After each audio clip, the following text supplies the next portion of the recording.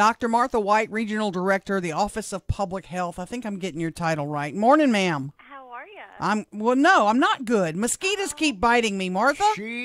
First of all, Miss Martha, before we start talking about West Nile specifically, because this is sort of your field of expertise, is it true, because Erin is convinced that mosquitoes are more attracted to her and bite her more than the average person? Are there people that mosquitoes, because they are such an intelligent creature, tend to target more than others? There actually are people who get bitten more than other people, and they aren't exactly sure what it is.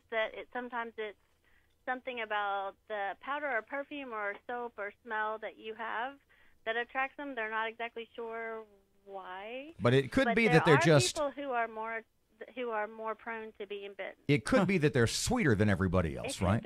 I think that's what it is, Martha. Obviously. Let's get down to some nuts and bolts, because I just went and looked at the CDC site.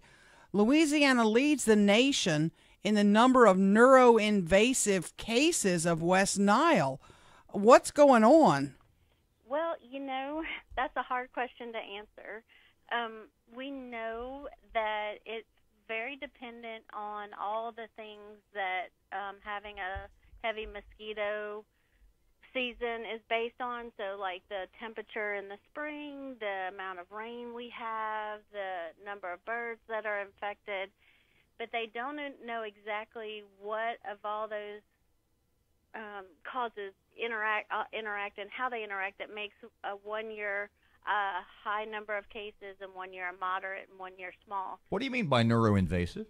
So there's three types of infections that we see with West Nile. Most of us, like 90% of us, have no symptoms.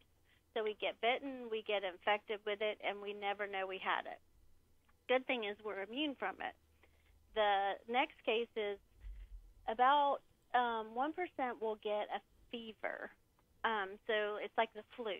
They feel achy, they get a fever, and they feel kind of bad, and then they get over it. There is an even smaller percentage, about 1 in 150 people who get infected will get the neuroinvasive disease, and that is where it actually infects the fluid around your brain, so you can get a meningitis or encephalitis with it. Is there a specific demographic, age group, et cetera, that is more susceptible to picking up the neuroinvasive kind? We tend to see it in the elderly, people who either their immune system is not as strong, so like young people who have cancer or other immune deficiencies, and then older people. When we first saw West Nile, it was actually healthy young people because they had the strongest immune systems, and it was a new virus, and so they got really sick.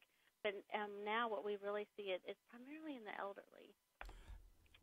How can I avoid contracting West Nile virus? Stay away from mosquitoes? Well, it's really hard in Louisiana.